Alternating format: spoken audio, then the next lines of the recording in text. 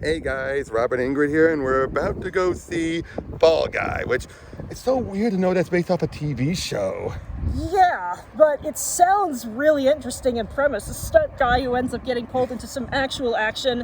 And my impulse is that they're going to pun on the name Fall Guy and have him sort of take the blame for something significant. I have At a least feeling that's too. What I would expect. I would think so too, but hey, it's Ryan Gosling. We loved him in Barbie. Yes, we did. Now, granted, we didn't see Barbie together, but still. We both saw the movie and it was awesome. I'm just Ken.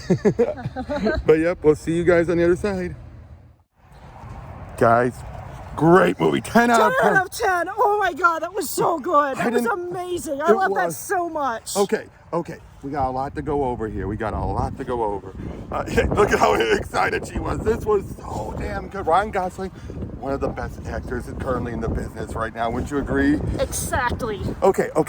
It's about a stuntman. Well, first, let's say this. The title has two meanings. Yeah, now, and it was like what I said at the intro. He's the fall guy, he does the stunts. He's the fall guy, he's the one set up to take the blame for something. Which is different from the show. Like the show, from what I understand, the original show was just about a stuntman doing this real action stuff.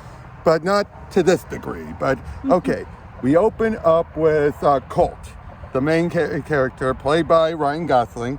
And he's in this, relationship with a then camera girl, Jody, and they are having, like talking about we'll get some margaritas, make a few bad decisions, things like that.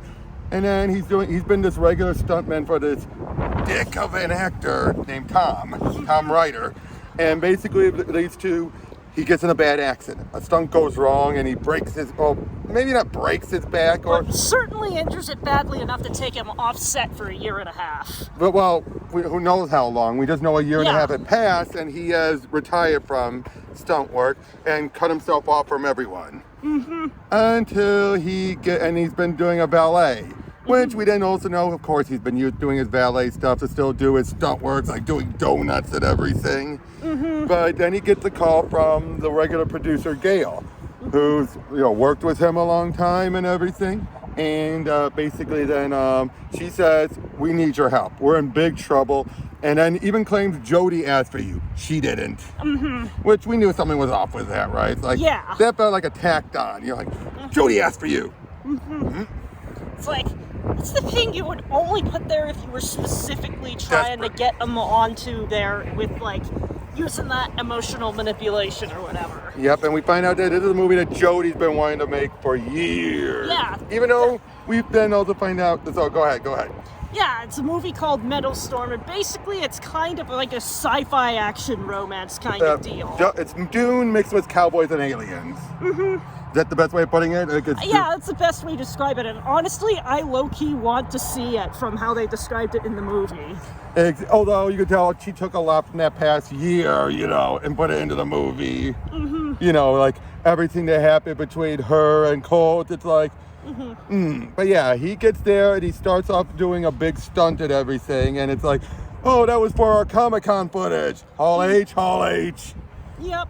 But we find out, a lot of people on the crew are still good buddies, but then when he's there, it's like, okay, Gail, what are you pulling? Why did you want me here? And then she says, Tom has been missing. I need you to find him. And that's when we realized something is off about this. Yep, especially, and I kind of guessed it, didn't I? She was setting him up. Once you brought up the whole idea of him being a fall guy, I'm like, she's setting him up. She is so setting him up. And basically, we get to a point where you go a bit more. What happened next? After. Basically, he then ends up going to Tom's apartment, whom he's directed to, something that would conveniently leave his fingerprints all over the place. Oh, and earlier when he was going onto the set, they ended up scanning his face that they could deep fake him into the footage, which is very important for later. Which, to be fair, that's become standard for movies. Let's be honest. Yeah, it's been standard for movies now, but the fact that they focused on that detail, that's going to be important. Exactly. But as it turns out, he has a lot of sticky notes all over the place. Very good environmental storytelling. And his co-star, Iggy, basically does it like, yeah. And I'm just like, what the hell was this about? Until you realize that the katana that she's been swinging around is a prop sword by how easily the hilt detaches. Yep, but and I think she seems to be the type, much like Tom, who's like, can't do my own stunts, huh? Mm-hmm. But which is important. Very important. But yeah, then she ends up pointing him towards this guy who basically, Tom does drugs. Yeah. What a shock, right? Yeah, big actor does drugs. Wow, incredible shocker. Yep, and he ends up, but when Colt is there, he ends up getting doped up. Yeah, and it's just like, originally, like, the drug dealer's a little bit nice to him, but it's all kind of an act to get him to give in, and then, Good action, again, we get good we get our action. first major non-stunt work action sequence where he takes these bottles like, and it's worth noting that he's on a neon costume in stands out. Standard background, so it really highlights the action well. They really know how to choreograph a lot of these shots. But it also works for the plot too. Yeah, because he's somebody very recognizable in that. And also, like, when you stop seeing unicorns, and what's following him around? Yeah. A unicorn. Mm-hmm. But he ends up then going into the other hotel that they're supposed to go to get hooked up and everything.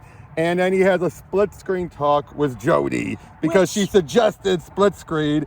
And yeah, that was a really clever sequence. I gotta wonder if she was offset while they were shooting at the same time. I have to wonder. Yeah, that would make a lot of sense. Because, yeah.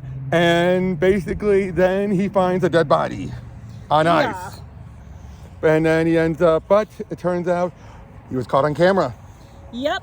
And that is, of course, a very, very convenient thing to happen if you want to frame somebody for a murder. Especially when they're on ice and you can't determine the time of death. Mm-hmm. And then, I'm trying to remember what, oh yeah.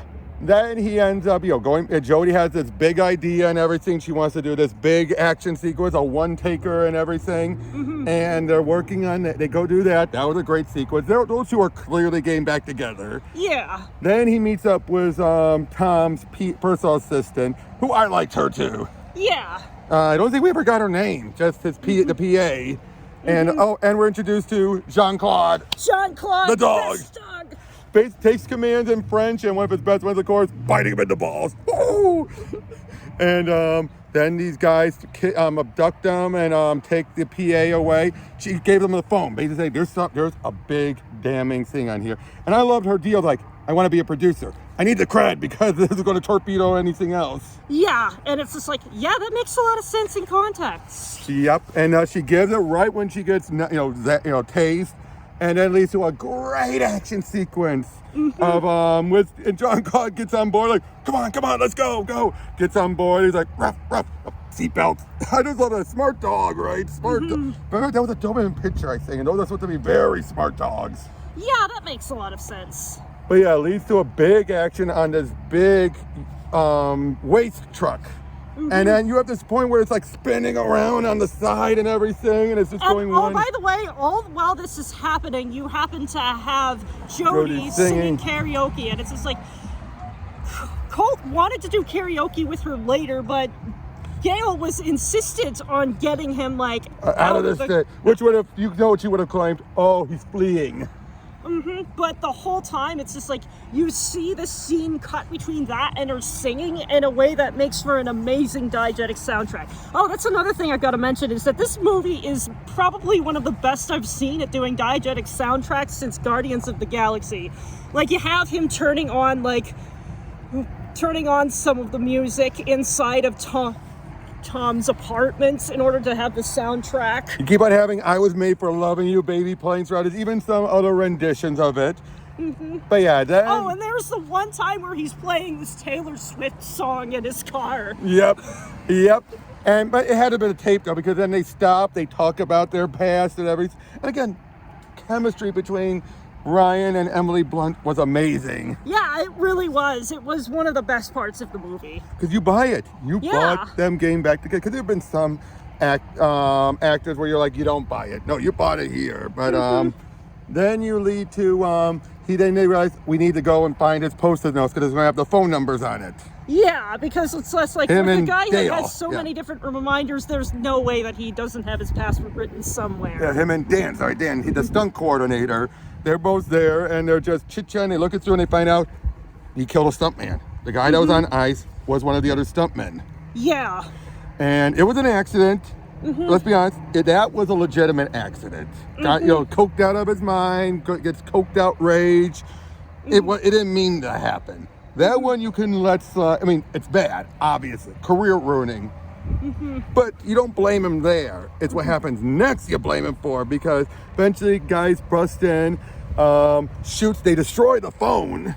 Yeah, which is just like, you wouldn't really do that unless you knew that there was some incriminating evidence on it. Yep. Dan, gets out of there with Jean-Claude, and Colt gets captured. Because it turns out, where was Tom hiding? On his yacht, right across from his apartment. His apartment. Funny, huh? And we find out this was all Gail's idea to plan everything out. They somehow had the footage ahead or whatever. They used it to make it look like, oh, he killed him. Things like that. And then he basically, they're ready to kill, they would set him on fire. And then what did we find out? What did Tom do? Well, it turns out that he's the one that ended up causing the so-called accident that led to his back getting seriously injured. Because he's like, you got too big. Like, come on, man, I had you on all my movies. You were my #1 stunt guy. And yeah, and then, but what does Colt do then to get out of it? Because they realize he's going to set him on fire. Starts screaming for help, like, help, help. Why? Pour fluid in his mouth. That way when they're ready to light it, fire burning. We did not expect that, but it was so clever. And it led to a big chase as he's then calling up and telling Jody everything. Well, not everything, but a lot of everything. And then leads into running into an oil tanker, a big explosion. The fake is death. But it turns out why? The Miami Vice stunt show. What do they usually end stunt shows with? Yeah. Big explosions and everything. And then he's able to make it back in one of the movies. We were like, dude, Colt, you're an idiot, right? Because what does he do? He sneaks up behind Jody in her trailer while still wearing the outfit. And it's like, what the? But he then explains everything to her. And what does Gail try to pull? Oh, Gail tries Goes to Fiji. Yeah, get her off the set so that she can get control of it. But just like, no, this is my movie. I am seeing this through. And she was ready to throw it all away for Colt. Jody was ready to throw it all away for Colt. But then it's like, he's like, no, you are gonna finish this. This is your, and we might not have our happily ever after. I'll be darned if the space cowboy doesn't have his happily ever after. And all these little, these other little Jodies out there would be influenced by your movie. So they decide, okay, we need to plan this out. We need to trick Tom into a confession. So what do? First, they have him do his big monologue, which, good monologue. Yeah, you can definitely understand, like, why he's seen as such a good actor in this universe. There's a point where even Colt says that, like, he may be an asshole, but he's a good actor. You know what I mean? And I bought it too, didn't you? I bought it too. And then what do? And then they say, we got to do this. Oh, we can't do the stunt. Oh, we're not going to do the stunt. We're just going to do the blue screen. Because what is he notorious for doing? Leaving his mic on. Yeah. And then it leads into, it turns out Colt gets on board. They start driving, and he gets a confession out of him. And I love it. Like, that's entrapment. And I'm like, dude, you're wearing the wire. It's like, crap. And then what does Gail start doing? Waving a gun around. You have the security guy. You have the stunt people versus security. Love that. And then, they do the big stunt and everything. I love how Jody's like, she's using this to her advantage. It's like, get the big stunt shot because she knows Colt can do it. Yeah. And then things spiral out of control as Gail's like, give me the evidence, give me the evidence. And things like that. And leads to a big fight on a helicopter. And eventually Gail's like constantly shooting the gun. I love it. She's like, give me that. Like, it's empty, Gail. Oh, and earlier when he's in the car and he's in the trailer and he's in his big suit, he sees Gail's talking to Jody. You see him in the back going, yeah. I love how they don't put the detail. It's like, it's fuzzy in the background, yeah. But you know that's what he's going. I cracked up at that. Yeah, that was very funny. But then tell him what happened afterward. What did they do? Because obviously what happens with Tom, he's going to be arrested, or Yeah. we'll get to that. But what do they do for the movie? They end up recasting him as Jason Momoa in one of the most brilliant ways to do a cameo I have ever seen. Yeah! With a trailer for this fake in-universe movie. And again, you want to see this movie. You really do. It would probably be really cheesy, but the action and the acting would probably sell it really hard. Yep. And yeah, and then it turns out big hit. They keep Jean-Claude, obviously. Mm-hmm. And it's happy, but then what happens in the post-credits? Gail and Tom survived.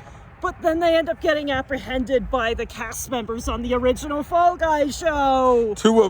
Lee Majors, and I don't remember who played the original Jody. But then what does Tom do? He's like, I'm going to call my agent. Well, I got 3 bars. He walks into the pyrotechnic field. Right after you're seeing this warning sign of what you should not do in the pyrotechnic field. 3 bars, boom. And then He's vaporized. He's vaporized.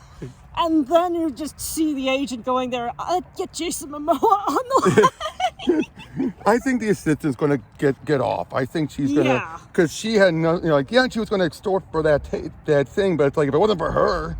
Yeah, she was the major whistleblower here. Exactly. So, but yeah, give him Jason Momoa's agent. Yeah, and I just have to say that I believe that even if she might have gotten a little bit, mad crazy at the end, her motivation as a villain...